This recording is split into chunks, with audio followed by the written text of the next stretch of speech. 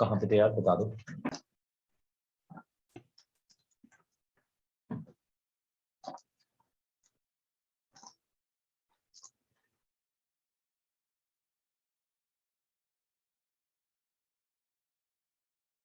I guess last class में HP खत्म किया था ना।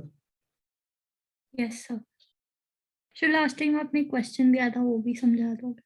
बता दो क्या दिया था, मेरे को याद नहीं है। Sir in the sequence 1, 2, 2, 4, 4, 4, 8, 8, 8 find the value of 1025th term.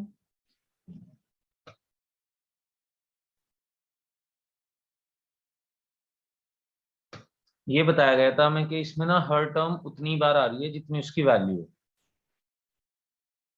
मतलब जैसे 2 अगर टर्म की वैल्यू हुई तो वो 2 बार आएगी। अब 4 4 बार आ रहा है, 8 8 बार आएगा। क्या ये इंफॉर्मेशन पता थी? लिखा हुआ है ये शायद, कुछ लिखवाया होगा मैंने। Yes sir.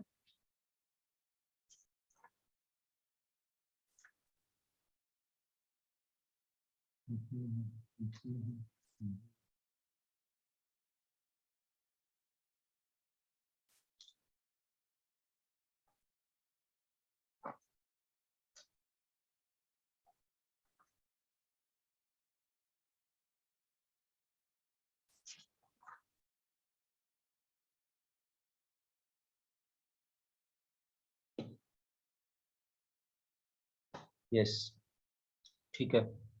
तो अब ये समझ के कौन सी टर्म कितनी बार आ रही है, तो मतलब कितनी टोटल नंबर ऑफ टर्म्स पहले तो इसकी होती जा रही होंगी। 2 की पावर 0 वाली एक टर्म होगी। 2 मतलब मैं बेसिकली ये कह रहा हूँ कि कैसे समझोगे ये बात। मतलब ये बहुत ही ट्रिकी सा क्वेश्चन है, वैसे तो इजी है, बस हमें एक बार ये बात समझ आनी चाहिए जो मैं भी समझाना चाहता हूँ।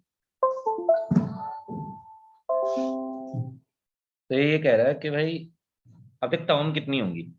टर्म इतनी होंगी 2 की पावर 0 यानी कि 1 +2 +4 +8। इतनी तो टोटल नंबर ऑफ टर्म्स है। मान लो मैं ये जानना चाहता हूँ कि भाई 8 जब खत्म होगा तो कितनी टर्म्स हो चुकी होंगी। तो आप कहोगे जी 1 आया 1 बार, 2 आया 2 बार, 4 आया 4 बार, 8 आया 8 बार, यानी कि जितनी वैल्यू टर्म की उतनी ही वो नंबर ऑफ टर्म्स भी हैं। तो अगर कोई मुझसे पूछता है कि 8 के खत्म होने के बाद कितनी टर्म्स हो जाएंगी, तो मैं कहूंगा इतनी। 8 तक इतनी टर्म्स है। क्या ये बात समझ आई? Yes sir. ऐसे 16 जब खत्म होगा तो कितनी टर्म्स हो चुकी होंगी कि 16 ही टर्म्स हो रहा, ऐड कर दो 2 की पावर 4। तो 1024 भी कोई ना कोई टर्म आ रही होगी। 1025th टर्म पूछी है उसने मुझसे, पर 1024 2 की पावर 10 होता है। तो 1024 वाली टर्म 1024 टाइम्स ही आ रही होगी, if you think about it. Yes sir. 1024 is 2 to the power 10, तो 1024 भी आएगा टर्म में। सारी 2 की पावर ही ले रहा है ये बस टर्म्स। अगली होगी 16 और ऐसी टर्म्स बढ़ती जा रही है। ओके, हमने कहा कि हमें नहीं पता कहां तक हमारे पास ये सीरीज चलेगी, तो हम इसको ऐसे लिख दे रहे हैं कि 2 की पावर n-1 तक ये सीरीज चलेगी मान लो, तो उसका सम 1025 से कम होना चाहिए। और अगर ये पावर 2 की पावर n तक जा रही होती तो उसका सम 1025 की पावर से ज्यादा होना चाहिए, मतलब 1025 से ज्यादा होना चाहिए। तो हमें यही पूछा गया था ना 1025 टर्म कौन सी है। कैसे? एक सेकंड मुझे, एक सेकंड मुझे, एक सेकंड मुझे। इससे पहले ऊपर ये लिख ले, लेट 1025th टर्म बी 2 की पावर n। कोई ना कोई 2 की पावर ही होगी 1025th टर्म भी। तो जब 2 की पावर n खत्म होगा तो टोटल नंबर ऑफ टर्म्स जो है 1025 से ज्यादा होनी चाहिए या बराबर भी हो सकती है। और जब 2 की पावर n-1 चल रहा होगा तो वो वाली वहां तक का टोटल नंबर ऑफ टर्म्स 1025 से छोटी होनी चाहिए। अगर ये स्टेटमेंट समझ आ जाएगा तो आंसर भी आ जाएगा। हमने मान लिया, फिर से पहले पहले मेरी बात फिर से सुनिए, मैं फिर से नहीं समझाना चाहूंगा एक और बार।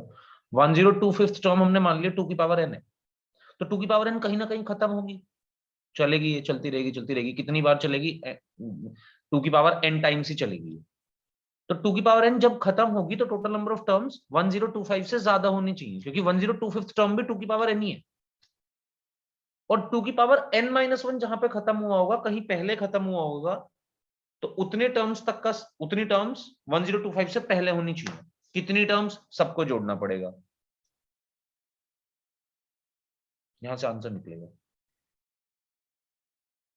आप पूछ ले पहले डाउट क्या है।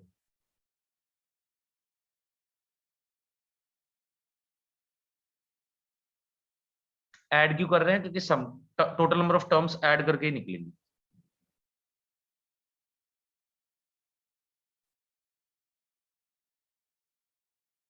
क्योंकि एक एक बार आया, दो दो बार आया, चार चार बार आया, तो चार कहां पे खत्म होगा ये जानने के लिए मुझे 1 2 की पावर 0 प्लस 2 की पावर 1 2 की पावर 2 तक को ऐड करना पड़ेगा।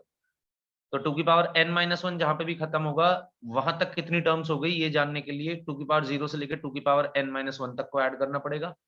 क्योंकि 1025th टर्म को मैंने 2 की पावर n माना हुआ है, कोई ना कोई 2 की पावर ही की में टर्म बन रही होगी ये भी। तो मैंने कहा कि इससे पहली पावर यानी कि 2 की पावर n-1 यहां तक जितनी टर्म्स होंगी वो 1025 से कम होनी चाहिए, और 2 की पावर n तक जितनी टर्म्स होंगी वो 1025 से ज्यादा होनी चाहिए, अगर 105th टर्म 2 की पावर n है। जैसिका क्या ये बात समझ आई? अब बोल पहले तुम। तो मेरे को 2 to the power n-1 वाला समझ आ गया, बट वो 2 to the power n से क्यों कम होगा 1025 वाला? कम नहीं होगा ज्यादा। अच्छा 1025 कम होगा इसलिए, बराबर भी हो सकता है। अगर 1025th टर्म 2 की पावर n है, तो या तो ऐसा होगा 2 की पावर n इससे भी आगे तक बढ़ रहा होगा, या ऐसा होगा कि यही 2 की पावर n खत्म हो रहा होगा। अच्छा यस सर, अच्छा, ऐसे मतलब समझ। इक्वल टू भी हो सकता था। हाँ हाँ इक्वल मतलब टू भी हो सकता था। हाँ, सही बात है, इक्वल टू भी हो सकता था। होगा नहीं, ये मैं तुझे बता रहा हूँ, क्योंकि तूने पैटर्न नोटिस नहीं करा। देख 1 3 7 15 1023 तक होगा 2 की पावर n-1 एक्चुअली। 2 की पावर से एक कम पे खत्म हो जाता है। 2 की पावर 2 7th टर्म तक गई, 2 की पावर 3 15th टर्म तक जाएगी, 2 की पावर 4 31st टर्म तक जाएगी। तो 2 की पावर n-1 1023 टर्म तक गया होगा, तो बराबर नहीं होगा ये। पर हाँ हो सर सकता है वैसे, अगर तू अपना लेट करके चलेगी तो हो सकता है। सर समझ नहीं आया सर, ये वाला क्वेश्चन सुन रहा था। उन्हें भी करके आया था, ये बता पहले, ये ट्राई कर पहले, उसके बाद पूछिए। यहाँ पे मैं ये निकालना था कि कितनी 1025th टर्म कौन सी है इसकी सीक्वेंस की। तो पहले ट्राई कर फिर पूछिए मुझसे। इसको लिख ले सॉल्यूशन को वैसे तो, पर थोड़ा ट्राई करके आएगा समझेगा तो तुझे जल्दी समझ भी आएगी बात, और तभी बात समझ आएगी कि क्या हो रहा है यहाँ पे।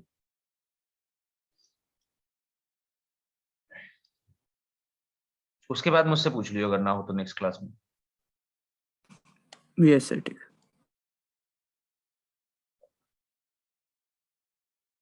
आगे बढ़ें जी। Yes sir. ओके, तो पहले तो हम एजीपी सीक्वेंस खत्म करेंगे, उसके बाद हम प्रॉपर्टीज ऑफ एएमजीएम एचएम पे आएंगे। ये हमारा लास्ट पोर्शन है सीक्वेंस का। तो आज की क्लास सीक्वेंस की लास्ट क्लास होगी, उसके बाद सीरीज स्टार्ट हो जाएंगी। और अगर हमें फ्राइडे को 2 घंटे की क्लास मिल रही है तो हम सीरीज भी पूरी फ्राइडे को, सॉरी संडे को खत्म कर देंगे। ओके, तो सीक्वेंस होगा हमारे पास, लास्ट टाइप का सीक्वेंस होगा AGP, अर्थमेटिको geometric progression, last type का प्रोग्रेशन। सॉरी 1 मिनट यार, मेरे घर पे कोई है नहीं, मैं अकेला हूँ।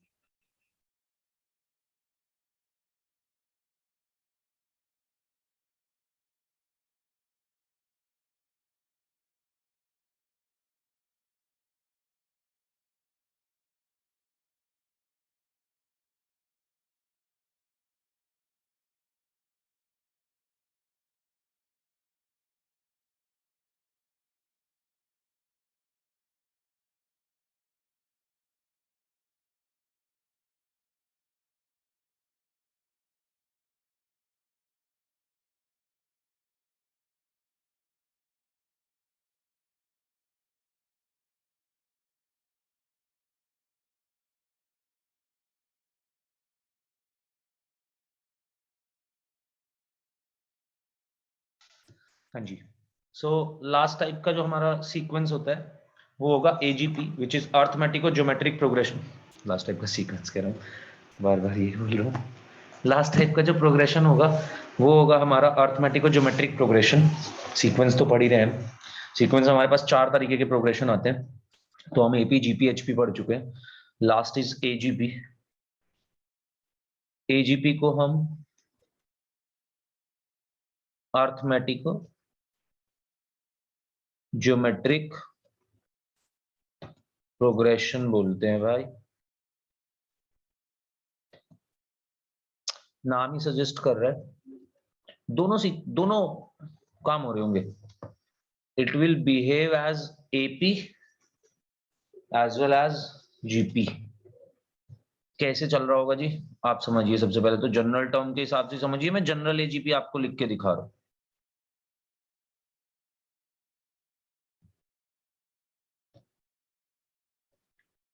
तो लेट्स से इसकी कोई फर्स्ट टर्म है ए, तो जब इसकी नेक्स्ट टर्म आएगी ना तो उसमें एपी भी लग रहा होगा और उसमें जीपी भी लग रहा होगा।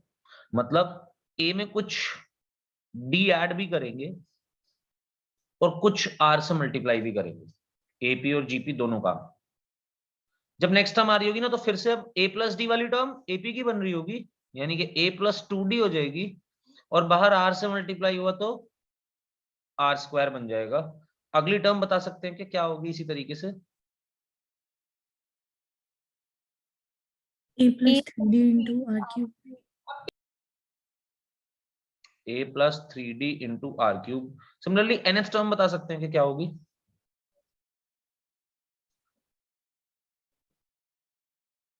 nth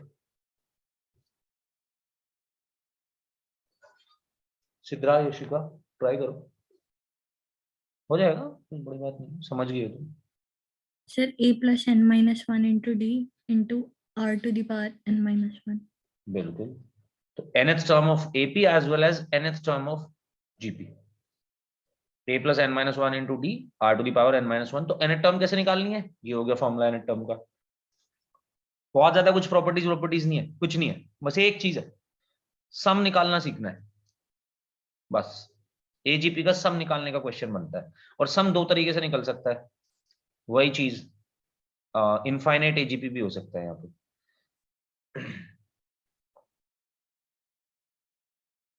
ये मैं एजीएस दिखा रहा हूं आपको।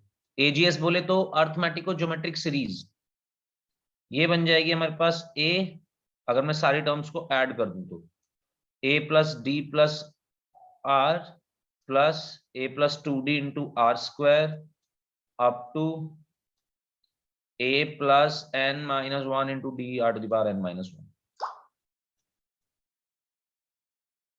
तो पहला क्वेश्चन तो ये लिख लीजिए जी। अब मैं आपको इंपॉर्टेंट बात आपको कुछ समझाना चाहता हूँ, एजीपी में टफ क्या है, क्या क्या पॉइंट है, एजीपी का क्या गेम है, पूरा प्ले समझो। एक क्वेश्चन करते हैं, उससे समझते हैं। हमसे पूछा गया 8th term of the sequence,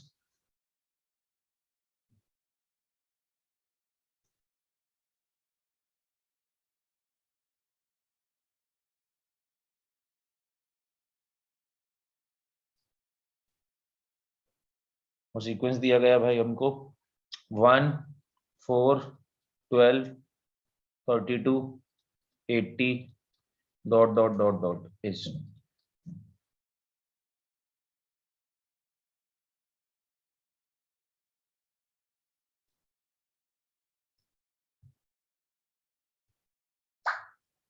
AP as well as GP लिख सकते हैं, तो दोनों एक साथ चलेंगे, कुछ नया नहीं है। एक चीज सबसे पहला गेम प्ले तो इसका है यहाँ पे कि भाई हमें डी और आर निकालना पड़ेगा। ए तो आपको पता होगा, ए तो 1 है, डी और आर ऐसे नहीं निकलेगा, पूरा गेम इसी चीज का है। डी और आर कैसे निकालना है, आपको ना अपने टर्म्स को फैक्टराइज करके देखना पड़ेगा। पहले मेरे साथ एक क्वेश्चन में समझो, पहला क्वेश्चन सिर्फ इसीलिए है, कोई नहीं पूछेगा आपसे टर्म वर्म। एजीपी में बस सीरीज आता है, वो एजीएस आती है बस, यानी कि sum of AGP and sum of infinite AGP, 2 ही टॉपिक होंगे हमारे काम के यहाँ पे, इसीलिए 20 मिनट का ही टॉपिक है, खत्म हो जाएगा। बस एक बात आपने समझनी है कि भाई यहाँ पे ना मेरे को डी और आर कैसे निकालने का है। डी और आर निकालने के लिए आपके पास ए तो आपको डायरेक्टली पता चल ही गया 1 है, डी और आर निकालने के लिए भाई अपने अगले वाले नंबर्स को ना फैक्टराइज करना शुरू कर दो। आई एम श्योर के कई तरीके से फैक्टराइज हो सकते हैं, आपको पहली दूसरी बारी में तो सारे तरीके से ही करना पड़ेगा, थोड़ी देर में आप समझ जाएंगे कि क्या करना है दूसरे तीसरे क्वेश्चन तक आने तक। 4 को फैक्टराइज करने में मैं 1 इंटू 4 भी लिख सकता हूं, मैं 2 इंटू 2 भी लिख सकता हूं, और मैं इसी को ही 4 इंटू 1 भी लिख सकता हूं। हाँ, ये मत समझना कि यहाँ पे 1 और 4 और 4 और 1 एक ही है, नहीं, यहाँ पे नहीं है। क्यों? क्योंकि मैं पहले वाली टर्म्स को एपी मान के चल रहा हूँ, दूसरे को जीपी वाली। देख यार, दो टर्म्स का प्रोडक्ट करके तो आ रही है सारी टर्म्स, देख लो, a plus d into r, या a plus 2d into are square, या a plus 3d into r cube. तो मेरे को ना ये इनके फैक्टराइजेशन करके ऐसा मानना पड़ेगा खुद से कि एक टर्म एपी की है कोई सी, इसमें एक टर्म कोई जीपी की है, और अब फिगर आउट करनी पड़ेगी क्या क्या चीजें हो सकती हैं। देखते जाओ, पहले दूसरा भी कर रहा हूं। 12 के भी फैक्टराइजेशन करके रख दिया मैंने कहा 12 को हम लिख सकते हैं 1 इंटू 12, या लिख सकते हैं 2 इंटू 6, या लिख सकते हैं 3 इंटू 4, या लिख सकते हैं 4 इंटू 3, या लिख सकते हैं 6 इंटू 2, या लिख सकते हैं 12 इंटू 1। पहला क्वेश्चन कर रहा हूं इसलिए इतना दिखा रहा हूं, जरूरत नहीं पड़ेगी इतने की। चलिए, तो अब ऐसा मानते हुए चलो कि मान लो मैंने 1 और 4, अगर 4 का फैक्टर्स निकाले 1 और 4 आए, लेट्स सी पहले वाले नंबर्स एपी में, दूसरे वाले नंबर्स जीपी में, यानी कि 1 पहला फर्स्ट टर्म था, इसमें कुछ ऐड होना चाहिए था, 1 ही बना, इसके हिसाब से डी 0 हो गया। अगर ये एपी होता, फर्स्ट टर्म हमेशा एपी की मान लो, सेकंड टर्म हमेशा जीपी की मान लो, आपकी मर्जी है, कोई भी मान सकते हैं, ये हम अपना रूल बना रहे हैं।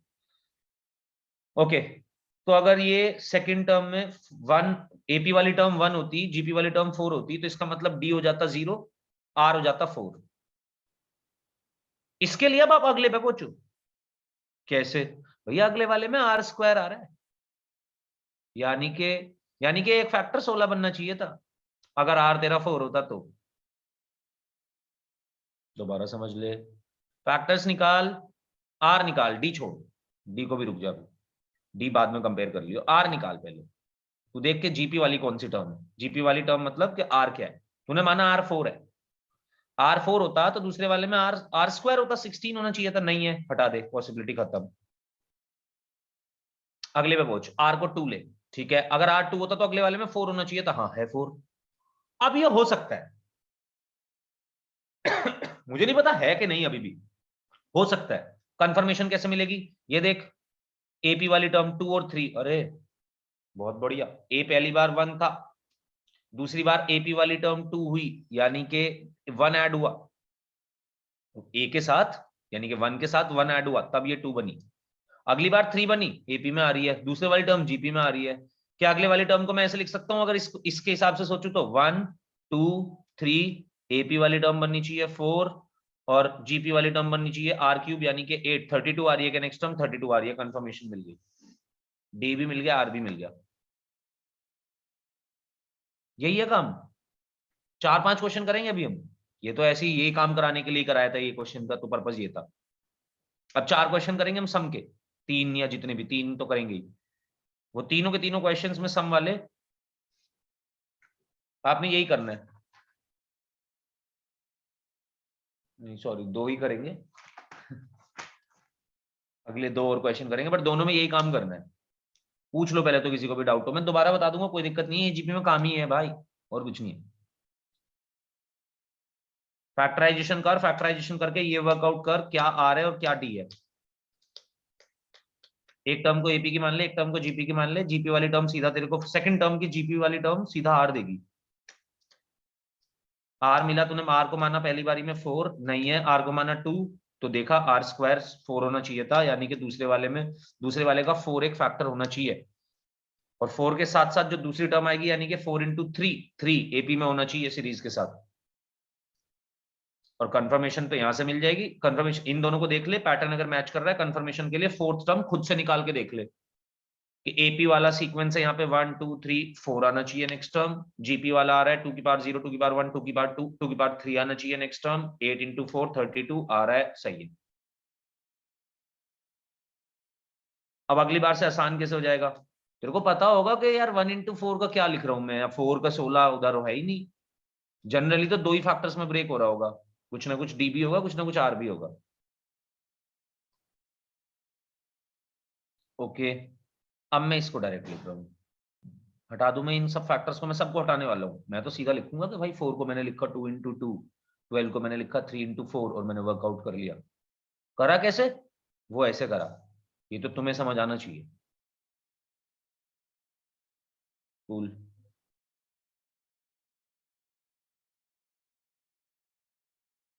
अब मैं इसको डायरेक्ट ऐसे लिख दूंगा। अच्छा जी, क्या आप एपी और जीपी ऐसे बना रहे हो? देखो हमने पहचान लिया, 3 इंटू 4 32 इक्वल्स टू 4 इंटू 8। ऐसे ही अब तुम ये निकालते चले जाओ, तुमने देखा कि अच्छा जी आर की वैल्यू आ गई 2, डी की वैल्यू 1, ए हमारे पास ऑलरेडी था।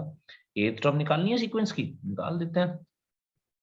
T8 बन जाएगा a plus 7d into r की पावर 7, यानी कि ये बन जाएगा a है 1, d है 1, तो 1 प्लस 7 8, सॉरी r है 2, तो माय बैड, r मैंने 1 लिख दिया गलती से, r इज 2 इंटू 2 की पावर 7, 2 की 8 हो गया 2 की पावर 3, तो ये T10 हो गई इसकी 2 की पावर 10, T8।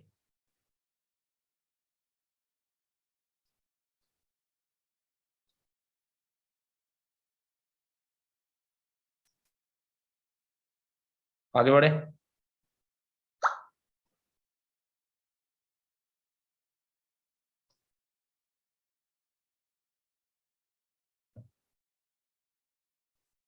अब आती है मेन चीज, मतलब मेन क्वेश्चन। के क्वेश्चन किससे बन रहा होगा? सम का आ रहा होगा question.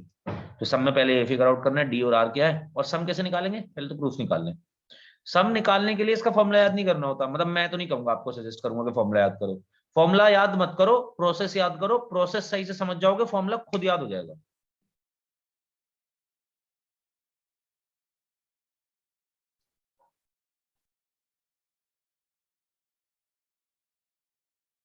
Some of N terms of N AGP कैसे निकाले जी? बेटा तुमसे पूछा जाएगा कैसे निकाले, क्योंकि तुम्हें इसका तरीका पता होना चाहिए। मैंने तुमसे कहा था जीपी का सम निकालते हुए कुछ,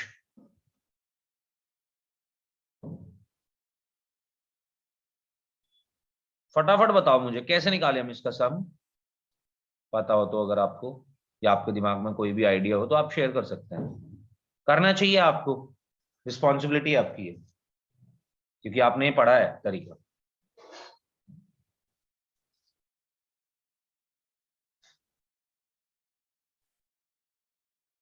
कोई बात नहीं, गलती बता दो।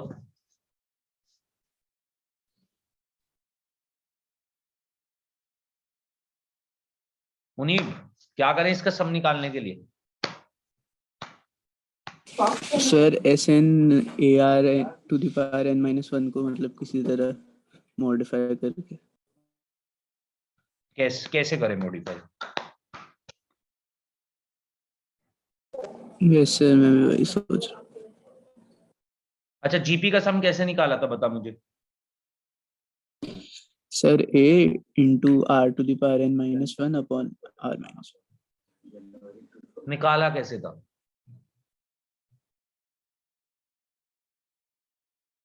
सर मतलब फॉर्मूला कैसे बनाया था? फैक्टराइज करके। फैक्टराइज करके? नहीं नहीं नहीं नहीं सिद्धार्थ, तो पूरी इक्वेशन को r से मल्टीप्लाई करके।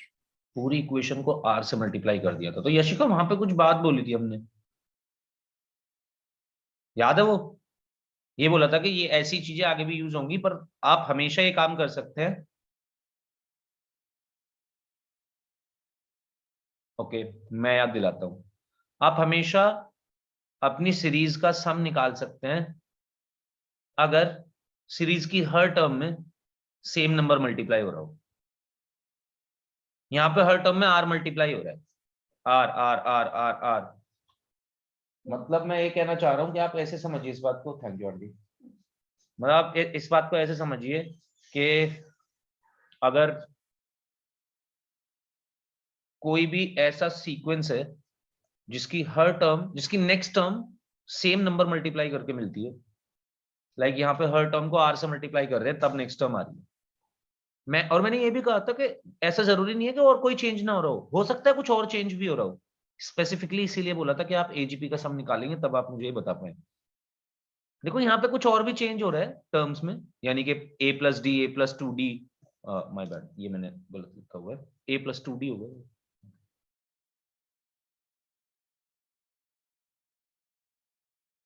a plus two D, a plus three D, a plus four D, ऐसे और भी चेंज हो रहा है। बट हर टर्म में r से तो मल्टीप्लाई हो ही रहा है ना, r से मल्टीप्लाई करके नेक्स्ट, r से मल्टीप्लाई करके नेक्स्ट, r से मल्टीप्लाई करके next.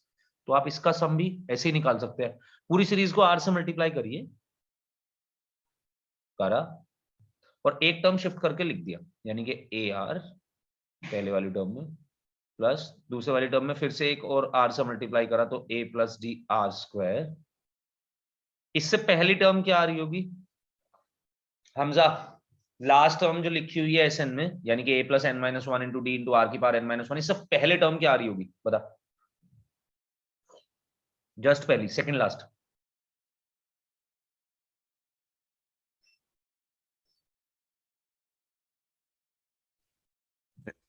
a plus n minus 2 into d into r to the power n minus 1। 2 मतलब हाँ, होगी yes, n minus two। Two इससे पहली टर्म, पर एक r से और मल्टीप्लाई कर देंगे तो r की पावर n माइनस वन बन जाएगा। क्यों? yes sir। और जब इसमें r से मल्टीप्लाई करेंगे लास्ट टर्म में, तो ये बनेगा a plus N minus one into d r की पावर n। सिद्धरा ये बात समझ आई तेरे को? सीरीज बन गई पूरी दिमाग में? Yes sir. अब दोनों को माइनस कर देते हैं,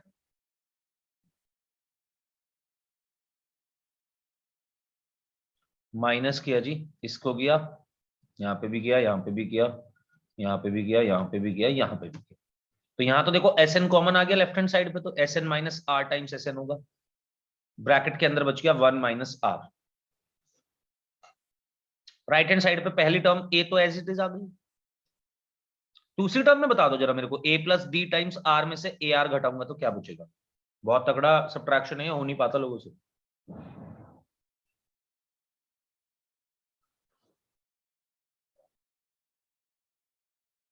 ए प्लस डी टाइम्स आर से मैं ए आर सब्ट्रैक्ट करूं, क्या बचा?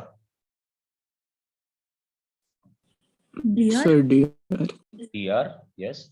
आपने आर को अंदर मल्टीप्लाई करा, A R plus d are बना, नीचे भी ए आर ही लिखा हुआ है तो बच गया डी आर। इनफैक्ट ऐसे समझ सकते हो कि आर तो कॉमन ही है दोनों से, ए प्लस डी में से ए को तो घटाना था बस। ऐसे ही अगले वाले में क्या बचा?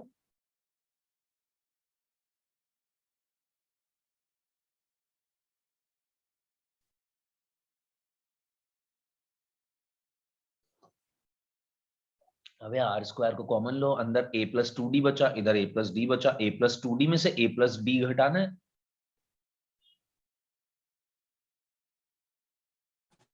dr square. D R square. कुछ पैटर्न समझ आया हो नहीं?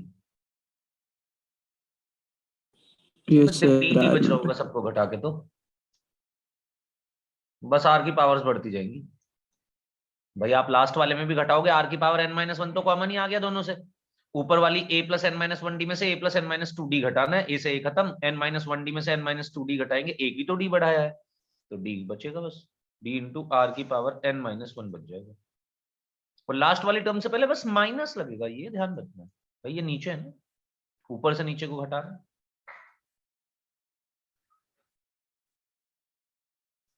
तो ये बन जाएगा। ये क्या है? इसका सम निकाल सकते हो क्या?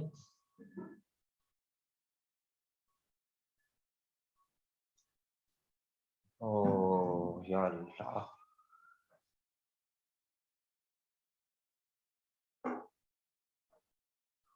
काफी टफ सीरीज, फिर से इसका भी सम कोई नहीं निकाल पाया।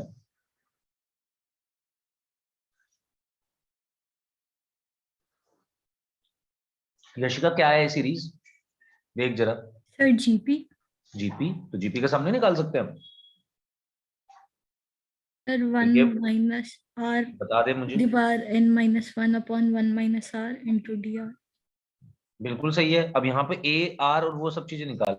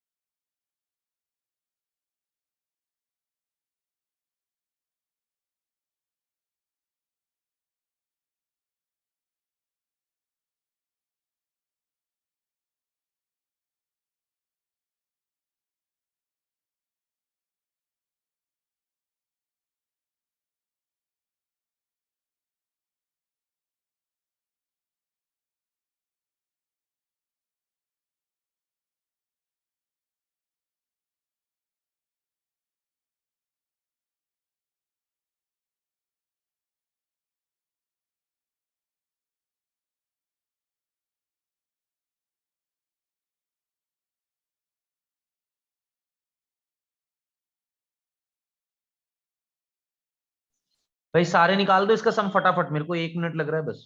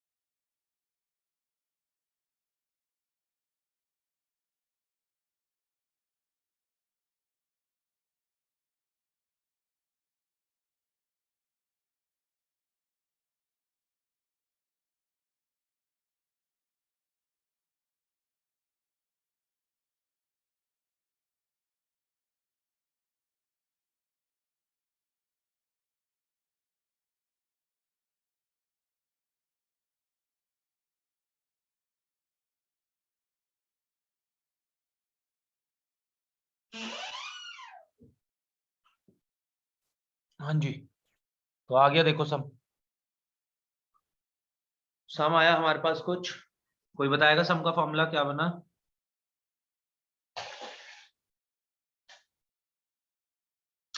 जीपी का सम है फर्स्ट टर्म में d r 1 minus r to the power total number of terms. Yashika क्या होनी चाहिए? 1 माइनस आर की पावर क्या? n-1। n minus one. n नहीं होगा यहाँ पे, टोटल नंबर ऑफ टर्म्स देखी जाती है, n माइनस वन है। Divided by 1 minus r minus a plus n minus one into d r to the power n। तो Sn का फॉर्मूला हुआ, इसीलिए बोला था आपसे एडवाइजेबल नहीं है बिल्कुल भी कि आप इसको याद करें, आपको खुद ही याद हो जाएगा अगर आपने तरीका सीखा तो।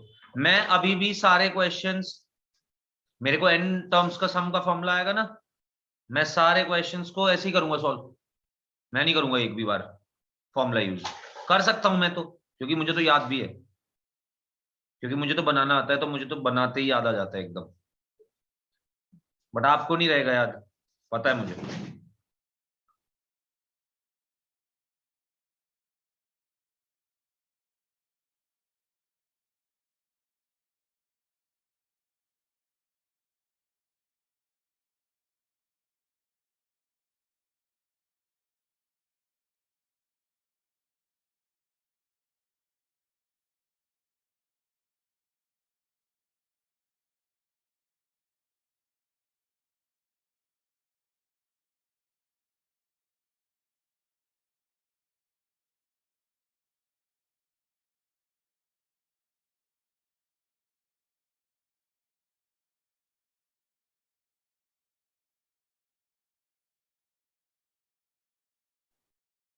हाँ जी, तो बिल्कुल एडवाइजेबल नहीं है आपको कि आप ये फॉर्मूला याद करें, आपको ये प्रोसेस याद होना चाहिए, ये एडवाइस करा जाता है हमेशा।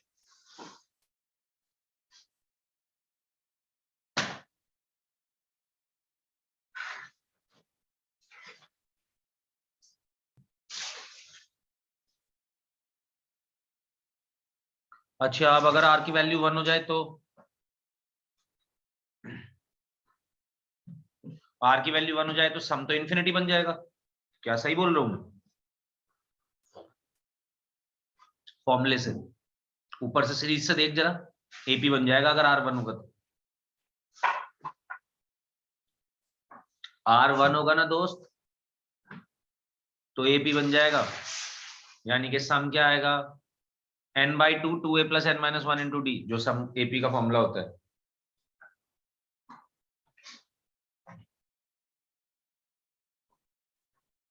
वह ऊपर उठा के करो, देख कोई दिक्कत। ठीक है जी। If r is not equals to 1, अगर r इक्वल्स टू 1 तो एपी है।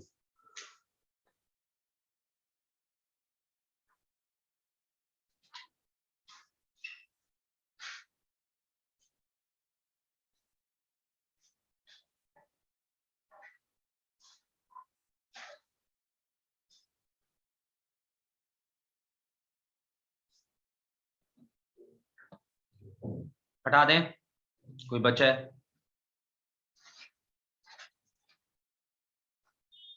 Okay, next, sum of an infinite AGP.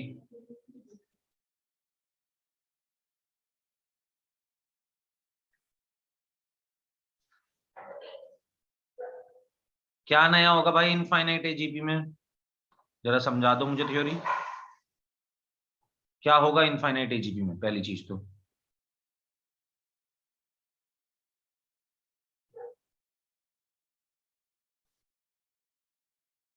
आपके पास ऐसे ना, ये a/1 - r plus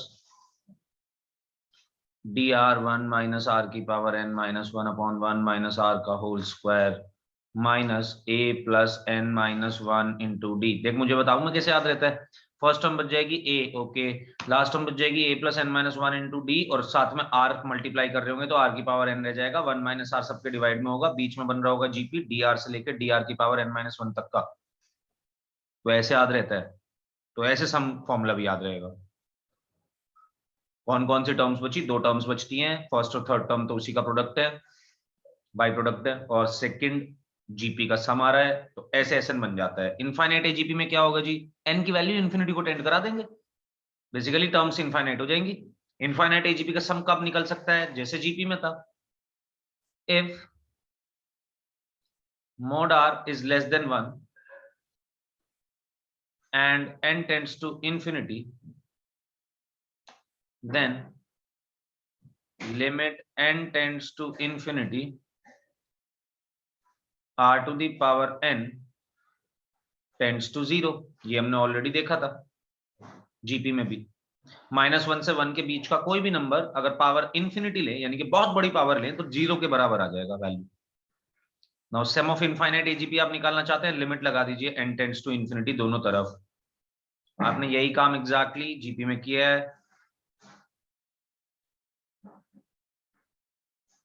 a/1 - r पे कोई फर्क नहीं पड़ेगा, वो कहेगा मेरे पास तो n ही नहीं, मुझे क्या बता रहे हो। इस पे बिल्कुल फर्क पड़ेगा। क्या मुझे कोई बता सकता है एस इन्फिनिटी का फॉर्मूला एजीपी के केस में? सॉल्व कर लो फटाफट, कुछ ज्यादा बड़ी चीज है नहीं, ऐसे ही बता सकते हो वैसे तो। और अगर आप चाहते हो कि जी नहीं हमें 2 मिनट दो, 2 मिनट का तो नहीं काम है, सॉरी, दो तो नहीं दे पाएंगे, 30 सेकेंड्स दे सकते हैं। तो बता दो आर की मतलब एस एन क्या, एस इन्फिनिटी क्या बनेगा?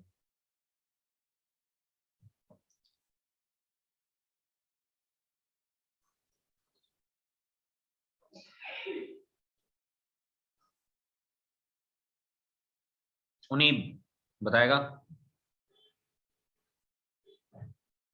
यस सर, इग्नाइट कर।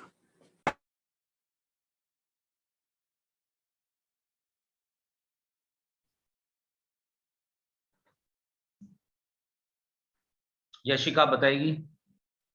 Sir a upon 1 minus r plus hmm, dr upon 1 minus r whole square. बिल्कुल। r. हाँ हाँ, और क्या? सर बस इतना ही होगा। इतना ही होगा, और कुछ नहीं आएगा। तो भाई आर की पावर n जीरो हो जाएगा, यानी कि ये पूरी टर्म जीरो, पूरी टर्म जीरो, आर की पावर n जीरो हो जाएगा। आर की पावर n माइनस वन भी जीरो हो जाएगा, कौन सा उसमें कौन सी अलग बात है। ये जीरो हो जाएगा, ये जीरो हो जाएगा, तो इसके जीरो होने की वजह से तो ये पूरी टर्म ही जीरो हो गई। इसके जीरो होने की वजह से बच जाएगा डी आर बस। तो भैया आंसर आएगा, ये याद करने की जरूरत है, ये आपके काम आ सकता है, d r upon one minus r का होल स्क्वायर।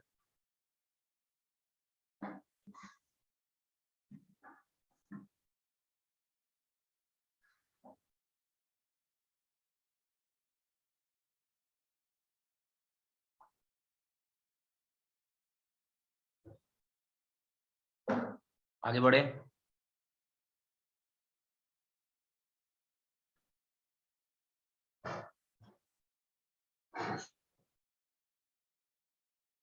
चलो फिर आइए शुरू करो, पहले तो ये निकाल दो जरा।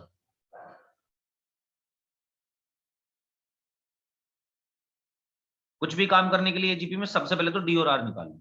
तो पहले मुझे डी और आर बता दे, सब मैं निकलवा दूंगा, क्योंकि मैं अभी सिखा के आया था ना। देखते हैं समझ आई बात कि नहीं, नहीं आई तो फिर से सीख लेंगे, आ गई तो बहुत बढ़िया बात है।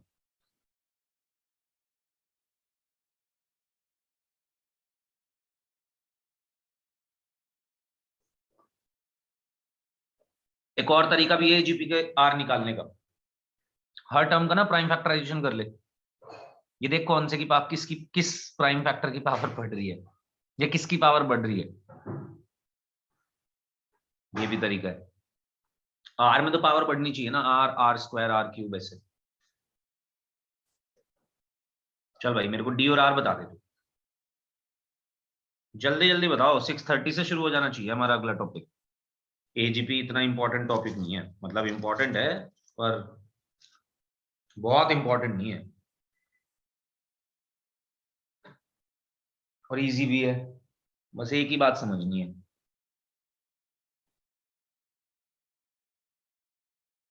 हाँ जी, आया किसी का आर और डी?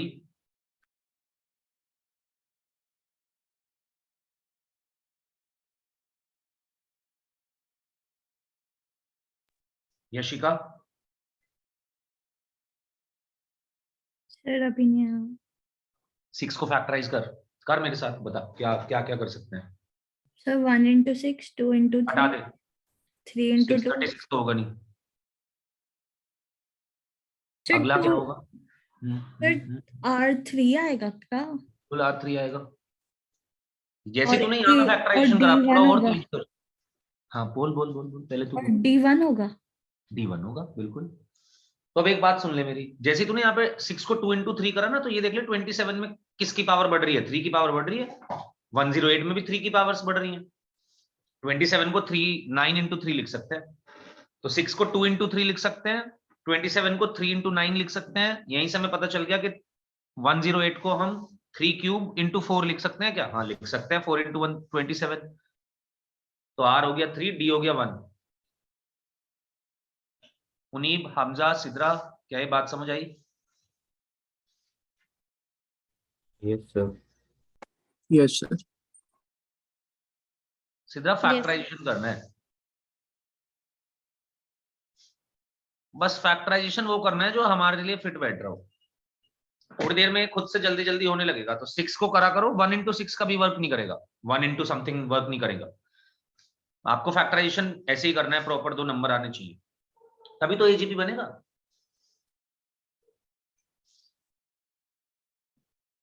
वन इंटू सिक्स इसलिए भी वर्क नहीं करेगा क्योंकि ना ही तो 1 टर्म हो सकती। देख अगर 1 एपी की टर्म होगी तो इसका मतलब डी जीरो हो गया, तो ये जीपी बन जाना चाहिए।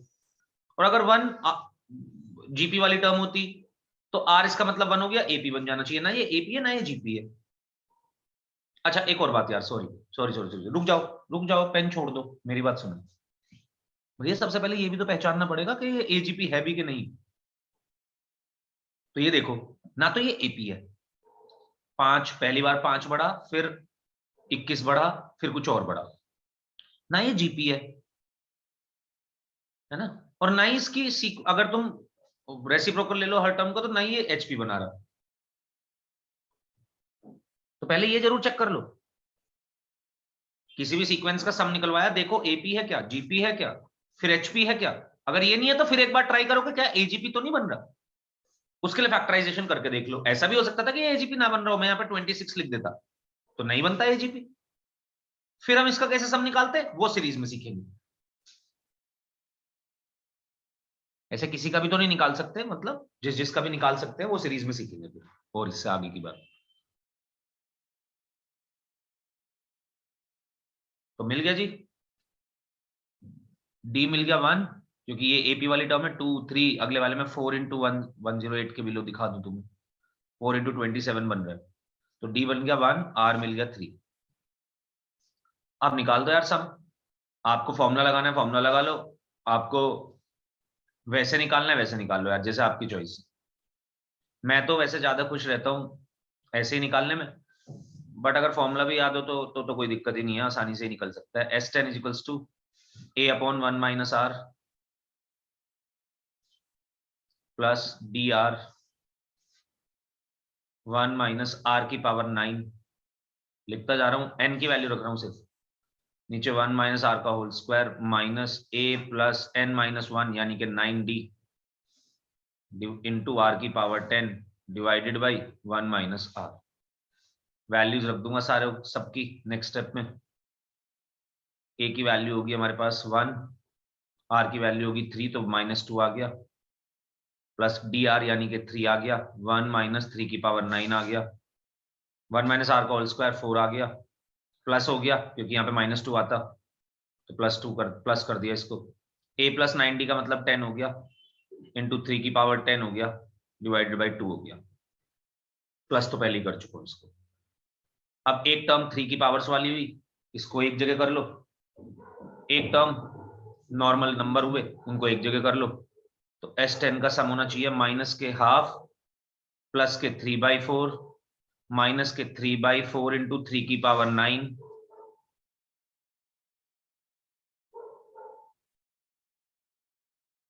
प्लस के 5 इंटू 3 की पावर 10।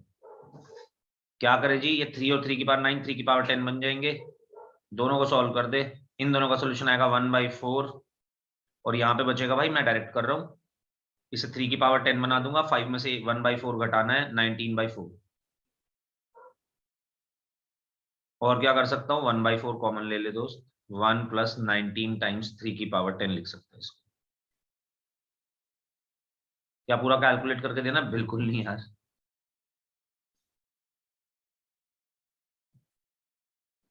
अगर ऑप्शन में पूरा कैलकुलेट करा रखा है तो अलग बात है, वैसे तो नहीं करना पड़ेगा।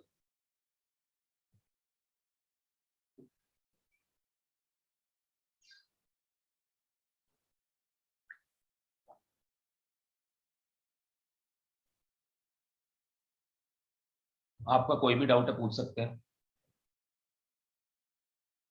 क्योंकि नेक्स्ट क्वेश्चन आप गलत करने वाले हैं, तो इसलिए मैं अभी भी आपको चांस दे रहा हूं कि आप कुछ भी पूछना चाहते हैं तो पूछना।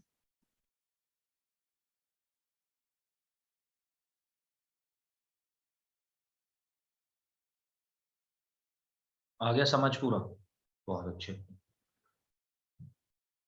आगे बढ़े फिर।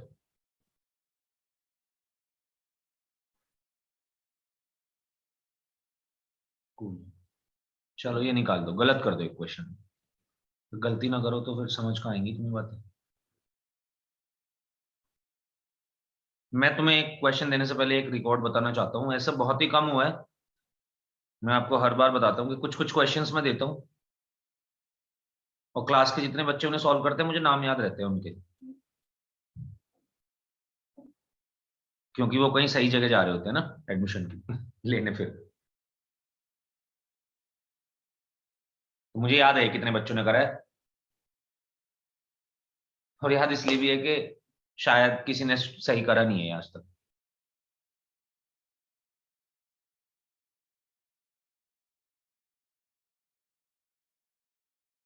डॉट डॉट डॉट करके छोड़ दिया,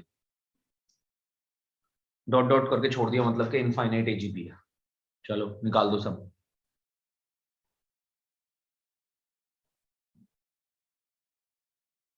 चलो एक हिंट भी दे देता हूँ, ऐसे मत करिए उसको सॉल्व, नीचे 10 में पावर ले ले, 0.2 को 2/10 लिख दे, 0.004 को 4/10 क्यूब लिख दे, तेरे को सीधा सीधा आर और डी और सब मिल जाएंगे, सीधा है बिल्कुल।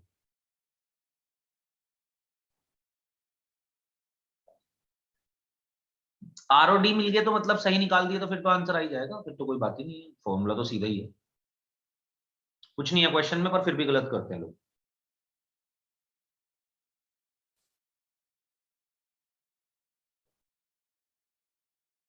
किया है एक बच्चे ने सही, याद आ गया।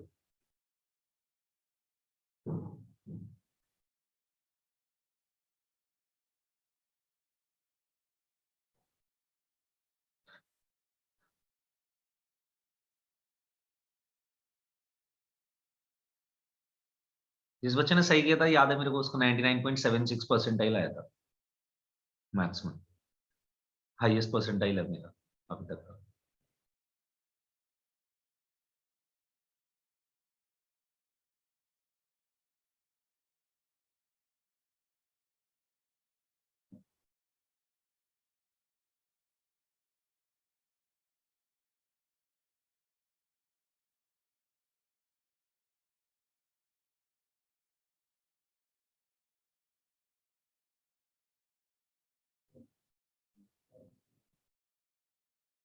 आ गया आर और डी, बता दो जरा।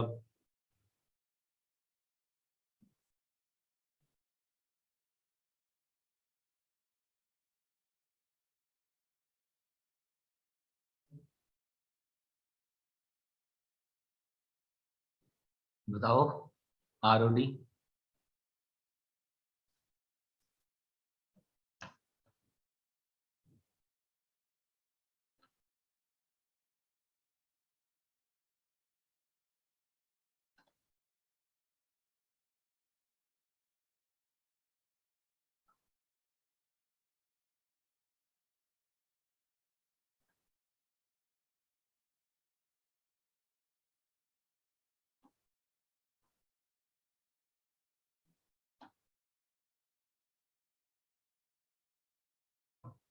यशिका बता, आर डी ए क्या है?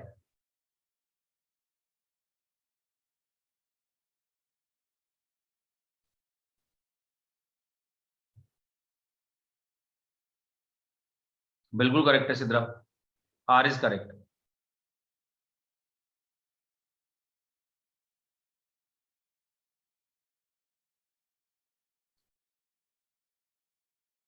सिद्रा फिर ए और डी भी बता दे चल।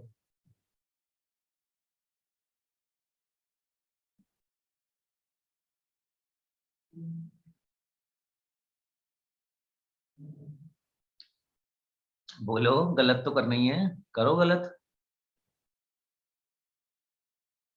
कितना मौका दिया जाता है गलतियां करने का, गलत करो, बताया भी जाता है तुम गलती करोगे, देखो।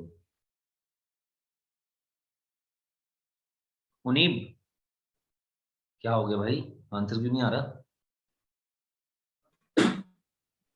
बताना मुझे, ए आर डी बता दे बस। सर कर रहा हूँ अभी। आंसर ए आर डी तो बता, ए तो 2/10 है ही, यस सर। डी और आर भी बता दे ऐसे।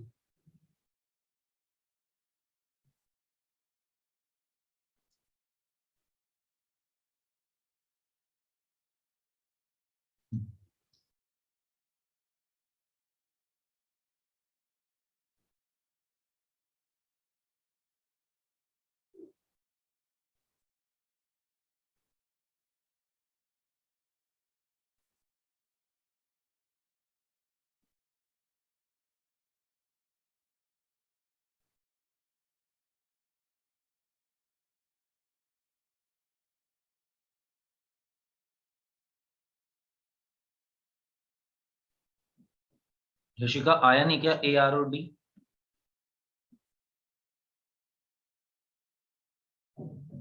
सर D1 है क्या?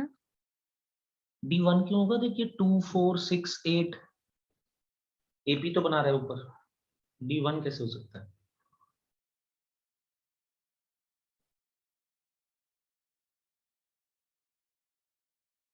ओके, डी निकालने में प्रॉब्लम है यहाँ पे, हमें पहली बारी में डी लगता है, कोई आंसर देने वाला हो मुझे? आर तो बिल्कुल हमजा 1/100 है, करेक्ट बात है, सीधा सीधा दिख रहा है 1/10 की पावर 2, 10 की पावर 2, 10 की पावर 2, हर बार 1/10 की पावर 2 ऊपर एपी मल्टीप्लाई। बन रहा है, नीचे जीपी बन रहा है। बिल्कुल, नीचे जीपी बन रहा है, ऊपर एपी बन रहा है ना। तो हमें आर तो पता चल गया 1/10 का स्क्वायर है। उन्हीं भी एक बार डी और बता दे। 2।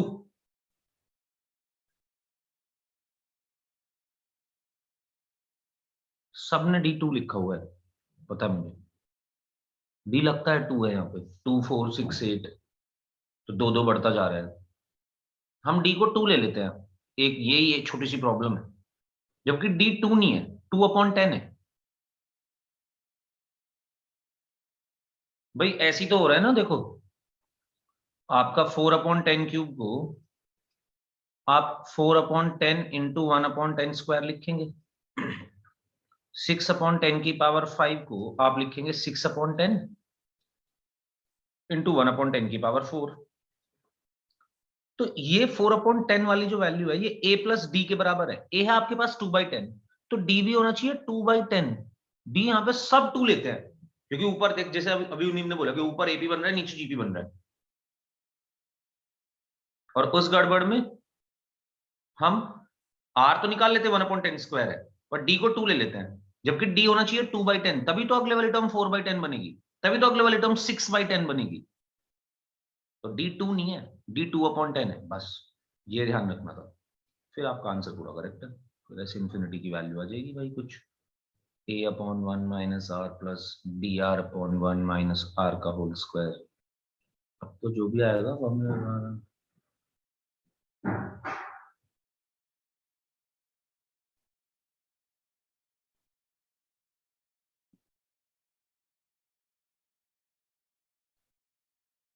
सीधा कर रहा हूँ।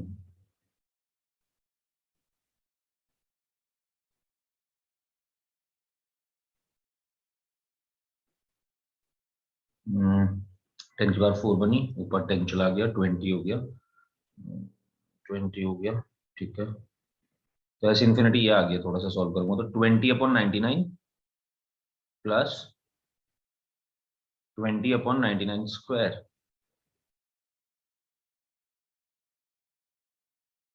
तो ऊपर नीचे दोनों जगह 99 से मल्टीप्लाई कर दो फर्स्ट वाले में। 99 का स्क्वायर होता है 9801, ऊपर आ जाएगा 99 इंटू 20 1980 प्लस 20 2000।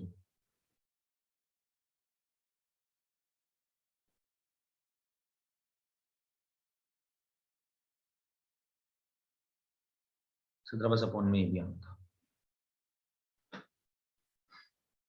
ये आंसर हो जाएगा। तो ऐसे इन्फिनिटी 2000/9801 आएगा। ये छोटी छोटी बातें याद रखनी है, डी की वैल्यू 2 लेते ही पूरा क्वेश्चन गलत हो जाएगा, इसीलिए दिया जाता है। आगे बढ़ेंगे, ये हुआ हमारा एजीपी खत्म। एजीपी में हमसे सम ऑफ एन टर्म्स या सम ऑफ इनफाइनाइट एजीपी पूछा जा सकता है, और इंपॉर्टेंट बात है ए डी और आर निकालना, उसके बाद तो क्वेश्चन थोड़ा आसानी है।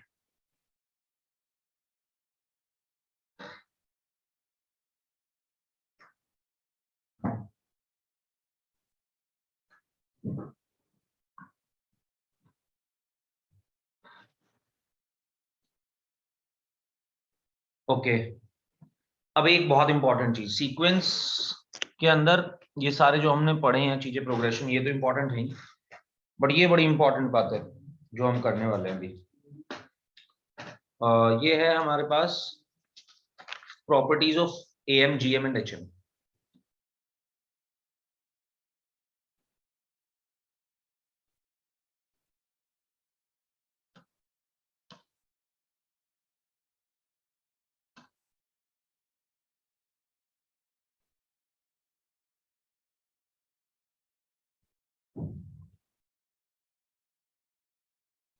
सबसे पहली और सबसे इंपॉर्टेंट प्रॉपर्टी, बट उससे पहले थोड़ी सी चीजें लिख लो।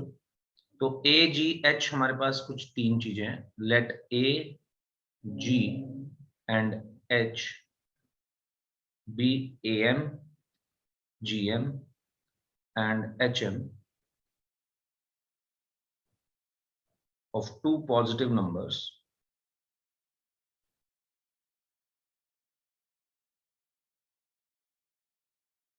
तो a की वैल्यू हो जाती है भाईजान a plus B by 2, g की वैल्यू हो जाती है रूट ए बी, h की वैल्यू हो जाती है 2ab upon a plus B. अब इनके बारे में हम आपको कुछ प्रॉपर्टीज बताना चाहते हैं। पहली प्रॉपर्टी, और एक काफी इंपॉर्टेंट प्रॉपर्टी है, सवाल आ चुके हैं, हर साल आते हैं, ऐसे भी मान सकते हो। a greater than equal to g greater than equal to h, हमेशा अर्थमेटिक मीन दो का ही नहीं, कितने भी नंबर्स का निकाल रहे हो, बस ये प्रॉपर्टी लगानी तभी है जब नंबर्स पॉजिटिव हो। नंबर्स नेगेटिव होंगे तो प्रॉपर्टी वैलिड नहीं। कोई भी टर्म पॉजिटिव है अगर, और मतलब कितनी भी टर्म्स आपने n ऑब्जर्वेशंस ली, n के n ऑब्जर्वेशंस पॉजिटिव है, तो आप ये बोल सकते हैं उन n के n का अर्थमेटिक मीन सबसे बड़ा होगा, n का ज्योमेट्रिक मीन, n टर्म्स का n ऑब्जर्वेशंस का ज्योमेट्रिक मीन उससे छोटा होगा या उसके बराबर होगा, और हार्मोनिक मीन सबसे छोटा होगा। इस पे बेस्ड अभी हम कम से कम 6, 7, 8 क्वेश्चन करने वाले हैं। अब क्वेश्चन हमारे इस पे ही चलेंगे, ये सबसे इंपॉर्टेंट प्रॉपर्टी है इसकी। जेई एडवांस क्वेश्चन पूछ चुका है, जेई मेंस पूछ चुका है, हर साल पूछते रहते हैं इसकी कुछ कुछ चीजें। मैं आपको इसके एप्लीकेशंस भी दिखाता हूं अभी, और उससे पहले आप तीनों प्रॉपर्टी लिख लो पहले जरा मेरे साथ फटाफट। सेकंड प्रॉपर्टी, ए, जी और एच हमेशा जीपी में होते हैं।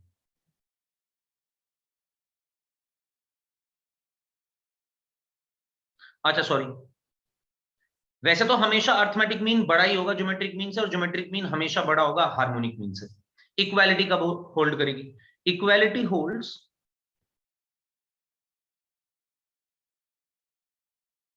If all the observations are equal. अगर सारी ऑब्जर्वेशन इक्वल है ना, सेम ऑब्जर्वेशन है, तो उनका एएम भी वही आएगा, उनका जीएम भी वही आएगा, उनका एचएम भी वही आएगा।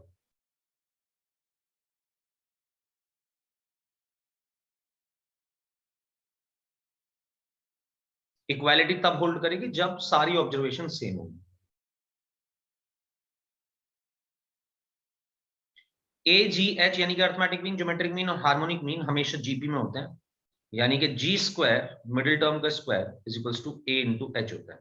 आप निकाल के भी देख सकते हैं, ऐसी बात नहीं है। ऊपर ए, जी और एच मैंने लिखे हुए हैं। जी स्क्वायर करेंगे तो ए बी आएगा, ए इंटू एच करेंगे तो देखो ए प्लस बी और 2 कैंसिल हो जाएंगे, ए बी आएगा।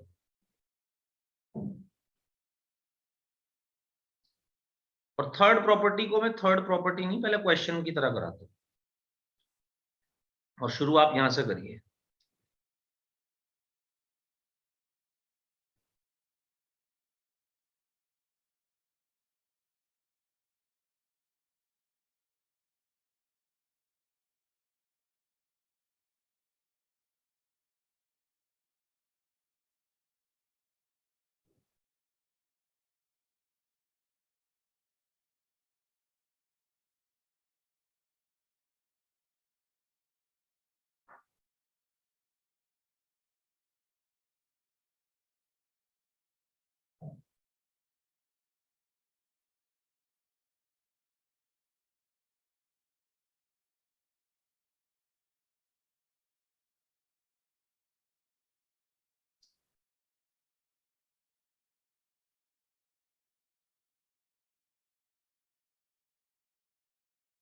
लेट ए, सॉरी ए दिया गया आपको arithmetic mean, if A and G geometric mean are A M and G M of two numbers A and B, then the equation having a comma b as roots is। हमें numbers नहीं दिए गए, question समझिए पहले तो। हमें numbers नहीं दिए गए, हमसे ये बोला गया कि आपको दो नंबर्स बताए गए हैं, कोई है ए और बी, क्या है नंबर्स पता नहीं, उन दोनों नंबर्स का अर्थमेटिक मीन और ज्योमेट्रिक मीन दिया हुआ है, ठीक है। अब हमें ये बताना है कि वो इक्वेशन बताओ जिसके ए और बी रूट्स हैं। तो हमने कहा दो रूट्स हैं तो क्वाड्रेटिक इक्वेशन होनी चाहिए, तो equation having A B as roots मैं इसे लिख सकता हूं,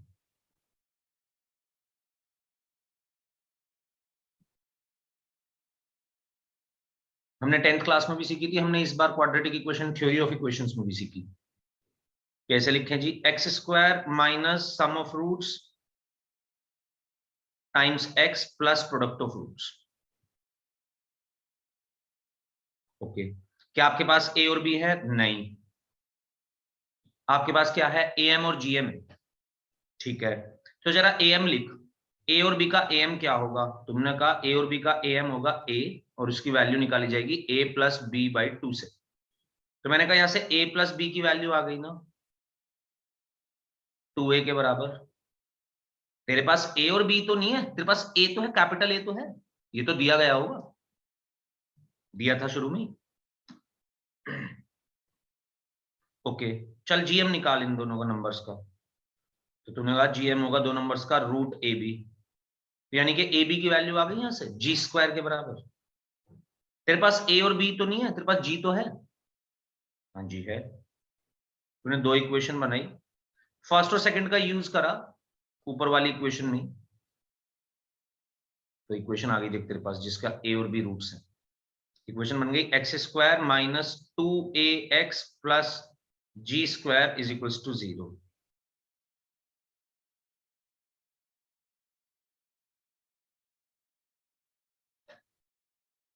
तो अगर तुझे 2 नंबर्स का ए एम और जी एम दिया गया है और बोला जाए वो इक्वेशन लिखो जिसके दोनों नंबर्स रूट है, तो ऐसे लिख सकता है।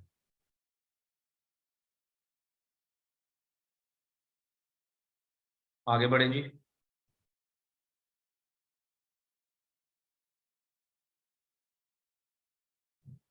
ओके, अब यही काम 3 नंबर्स के लिए करना है। इस बार ए एम भी दूंगा, जी एम भी दूंगा, एच एम भी दूंगा। तो ए जी एच को यूज करते हुए एक ऐसी इक्वेशन लिखनी है जो जिसके रूट्स 3 नंबर्स होंगे। Okay, next question. If A G and H are A M G M and H M, ये एज अ प्रॉपर्टी लिखवाई जाती है। मैं नहीं मानता इसे प्रॉपर्टी। प्रॉपर्टी क्या है मतलब? बना ही सकते हैं इसको, तो प्रॉपर्टी तो है ही, पर याद थोड़ी रहती है इतनी सारी चीजें।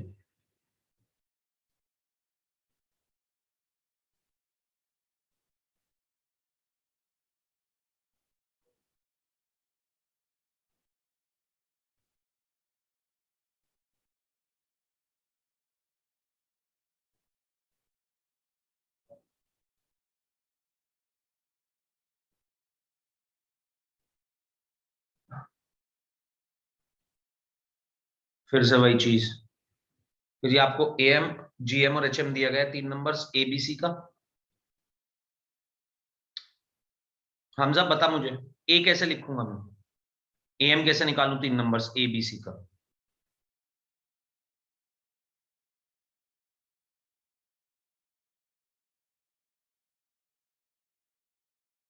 तीन नंबर्स का ए एम निकालना है, कैसे निकालेंगे? Sir a plus B plus C divide by 3। बिल्कुल गुड। तीनों का जीएम भी बता दे चल मुझे जरा।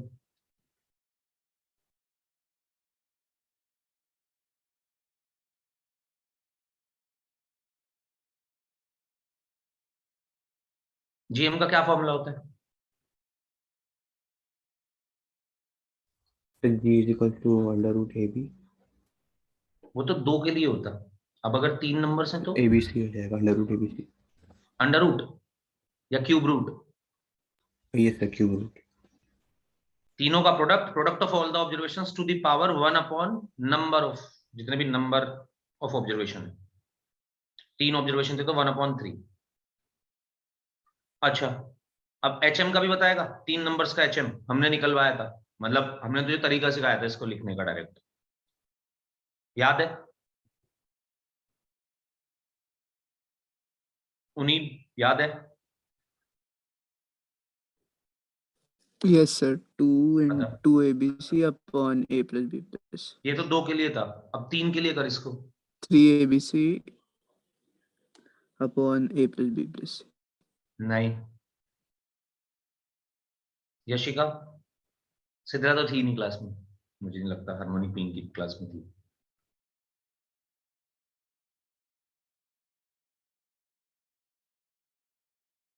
ऊपर जितना नंबर्स इनटू उन सारे नंबर्स का प्रोडक्ट डिवाइडेड बाय नीचे उससे एक एक का कम, A B plus B C plus सी।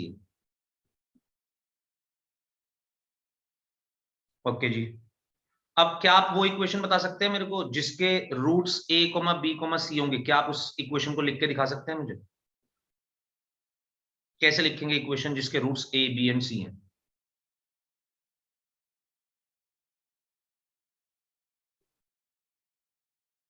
जैसे जिसके रूट्स ए और बी थे वो अभी लिखी थी ना, X square minus sum of roots S1 S2 S3, कुछ याद आ रहा है? थ्योरी ऑफ इक्वेशंस में लिखी थी ऐसी चीजें।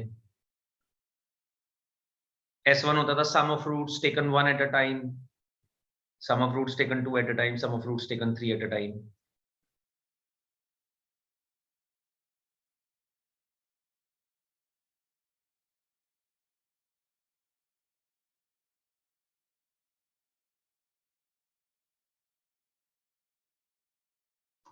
याद होनी चाहिए वैसे ये सब बातें, तो पता होना चाहिए। देखो X cube minus sum of roots S1 into X square plus sum of roots taken 2 at a time S2 minus sum of roots taken 3 at a time. ये इक्वेशन बनेगी जिसके roots A B and C हैं।